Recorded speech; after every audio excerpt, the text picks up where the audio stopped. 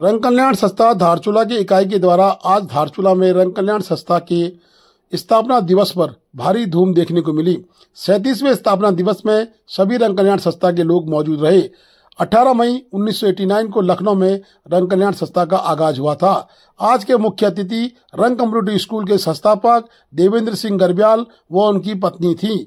बता दें कि ऑस्ट्रेलिया से निवास करने वाले देवेंद्र सिंह गर्ब्याल के द्वारा रंग कम्युनिटी स्कूल की स्थापना की गई थी। असहाय रंग बच्चों के लिए उन्होंने ये स्कूल खोला था। आज इस कार्यक्रम के 37वें स्थापना दिवस के मुख्य अतिथि देवेंद्र सिंह गर्ब्याल रहे। साथ ही नेपाल प्याजी सौगा समाज के अध्यक्ष विशेष अतिथि के रूप में एतवाल भी मौजूद थे। बता दें कि समस्त रंग कल्याण संस्था के लोगों के द्वारा आज कहीं न कहीं रंग कल्याण संस्था के बैनर तले बहुत धूमधाम से रंग कल्याण संस्था का 37वां स्थापना दिवस मनाया गया। इस 37वें स्थापना दिवस में दर्जाधारी राज्य मंत्री अशोक सिंह गर्ब्याल ने सभी को शुभकामनाएं दी और रंग कल्याण संस्था के पूरे परिवार ने आज बढ़ चढ़कर भागीदारी की। इसमें कहीं न कहीं महिलाओं की भी बड़ी भागीदारी देखने को मिली। बता दें कि रंग कल्याण संस्था धारचूला में असहाय लोगों के लिए, चाहे वो रंग कल्याण संस्था के लोग हों, चाहे वो रंग कम्युनिटी के हों या अन्य कम्युनिटी के हों, आगे बढ़ता रहता है। बता दें कि इसकी स्थापना 1989 को हुई थी।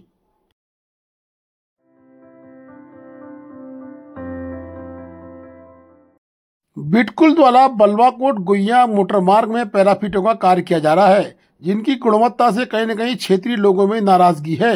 क्षेत्रीय लोगों ने बताया है कि पैराफिट में भारी मात्रा में बोल्डर मिक्स बड़े बड़े पत्थर डाले जा रहे हैं। कंक्रीट के साथ साथ पत्थर मिक्स करके कहीं न कहीं पैराफिट में मानक का अनुरूप कार्य नहीं किया जा रहा है। स्थानीय रमेश छेत्री ने बड़े आरोप लगाए हैं कि पैराफिटों में कहीं न कहीं बड़ा घालमेल है।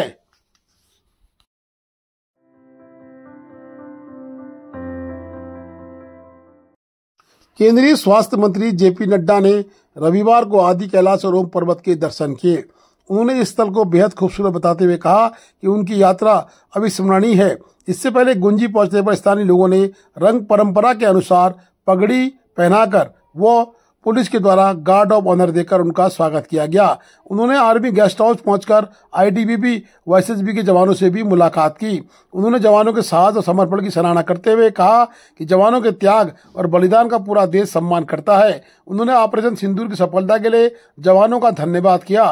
साथ ही जवानों का मुंह भी मीठा कराकर उनकी हौसला अफजाई की। जिलाधिकारी विनोद गोस्वामी ने वाइब्रेंट विलेज योजना के अंतर्गत गतिमान और प्रस्तावित योजना का पावर पॉइंट प्रस्तुतिकरण दिया। उन्होंने क्षेत्रीय लोगों और आईटीबी के बीच उच्च गुणवत्ता वाले पोल्ट्री उत्पादन की आपूर्ति के लिए हुए समझौते की जानकारी भी दी। इस अवसर पर केंद्रीय सड़क परिवहन और राजमार्ग राज्य मंत्री अजय टम्टा, प्रदेश के दुग्ध और पशुपालन मंत्री सौरभ बहुगुणा, पुलिस अधीक्षक रेखा यादव, उप जिलाधिकारी धारचूला मनजीत सिंह इत्यादि मौजूद थे।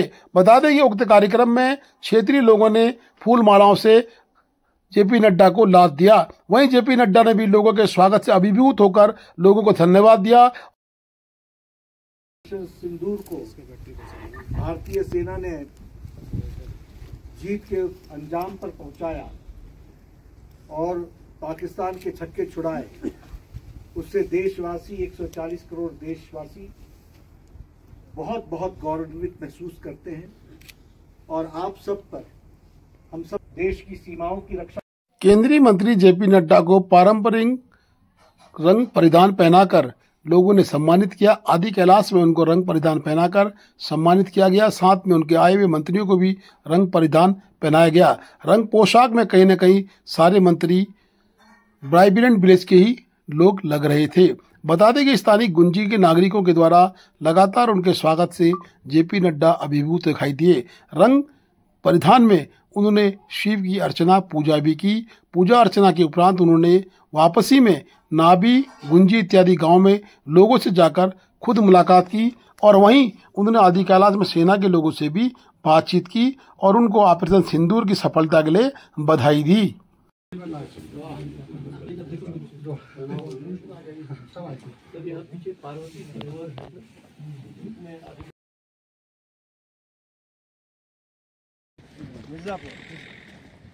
और आप सर राजस्थान में होंगे ना? सब लखनऊ सर यही ड्यूटी है जी सर।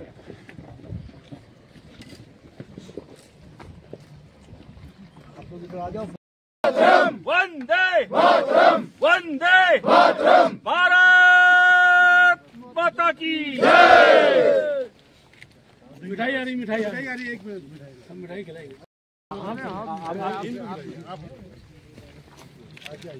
देखो खिलाते हैं सर, ये क्या बात, सब लोग लो, सब लोग लीजिए कि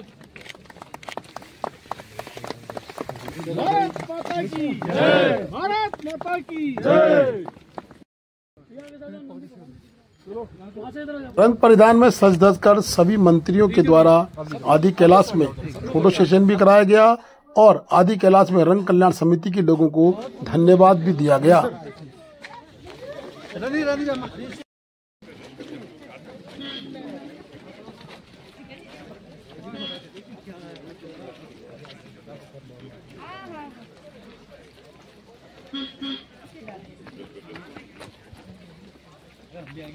आज कोटी गांव में जो देश का पहला गांव है, वहां आकर आप सबके दर्शन करके मुझे अत्यंत प्रसन्नता हो रही है। प्रधानमंत्री मोदी जी ने देश के विकास में नए आयाम स्थापित किए और नए सोच के साथ विकास को अपने साथ जोड़ते हुए देश को आगे बढ़ाने का काम किया। और इसके लिए आप जानते हैं कि पहले सब लोग कहते थे कि ये देश का अंतिम गांव है। प्रधानमंत्री मोदी जी ने इसकी परिभाषा बदल दी और उन्होंने कहा ये देश का अंतिम गांव नहीं है, ये देश का पहला गांव है।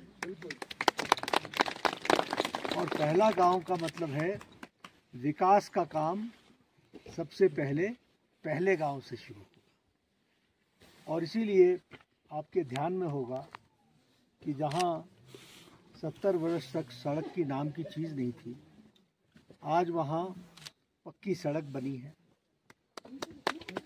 जहां और अब वो डबल लेन बनने की बात होती है।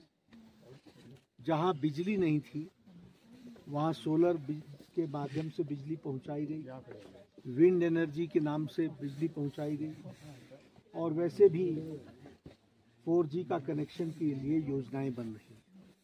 यानी मानव का कनेक्टिविटी हो, व्यक्ति को जोड़ने का काम,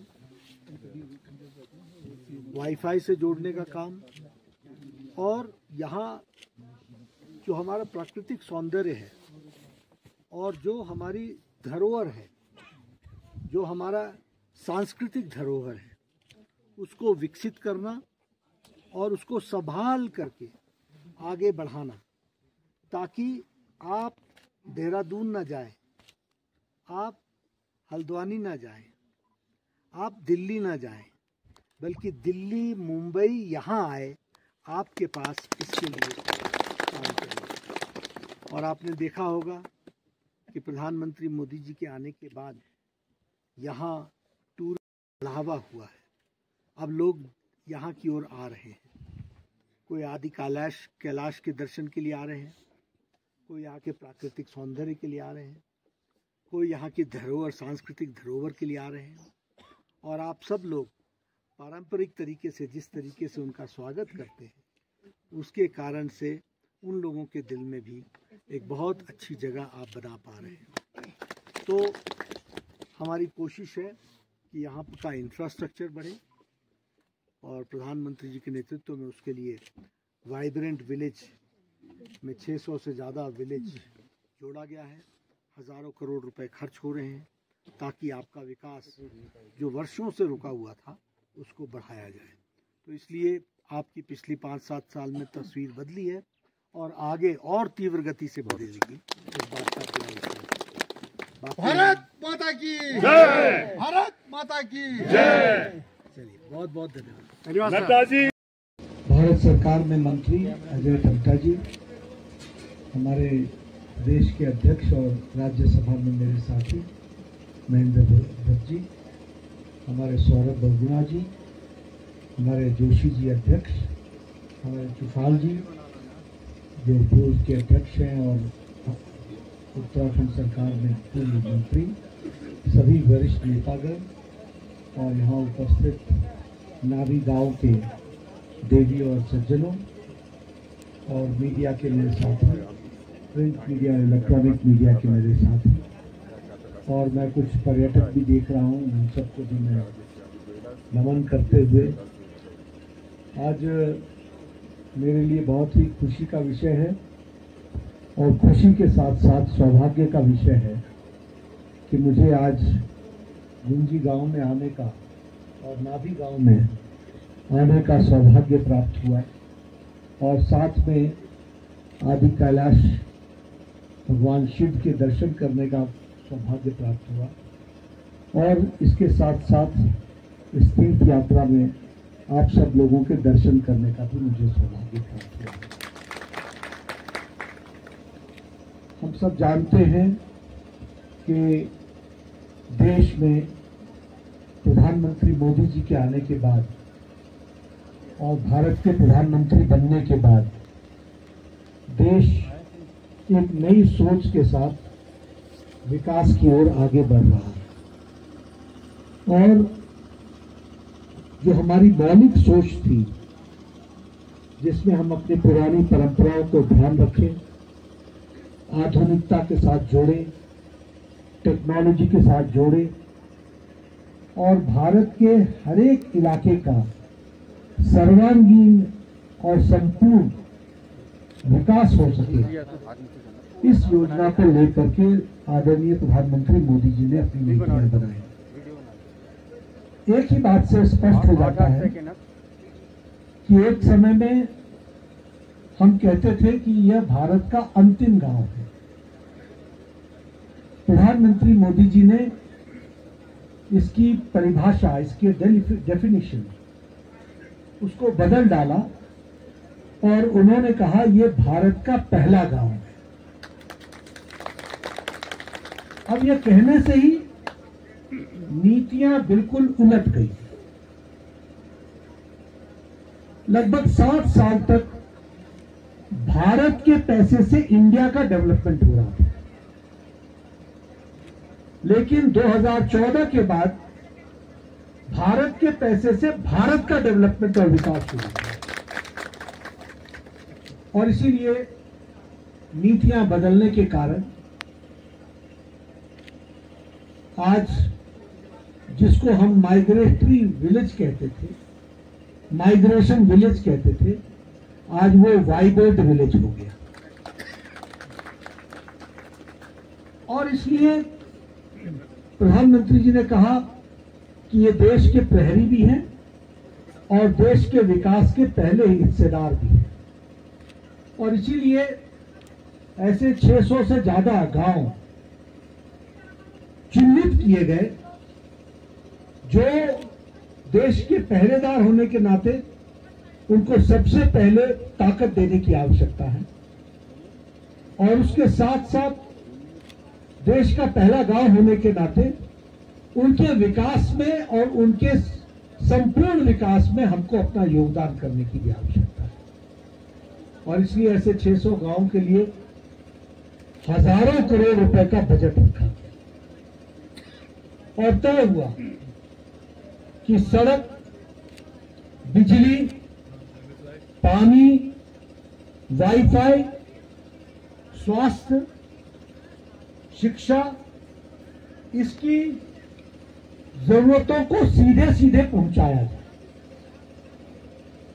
और इससे गांव भी स्वस्थ होगा और हमारा प्रहरी भी मजबूत होगा। और इसलिए आपने देखा होगा कि जिस काम को लगभग 60 वर्ष 70 वर्ष किसी ने ध्यान नहीं दिया, वहां हेलीकॉप्टर से मशीनरी को उठा करके ला करके आपके यहां 3 साल के अंदर आदि कैलाश तक सड़क पहुंचाई। सड़क कहते थे अमेरिका, लोग कहते थे अमेरिका डेवलप्ड रोड्स,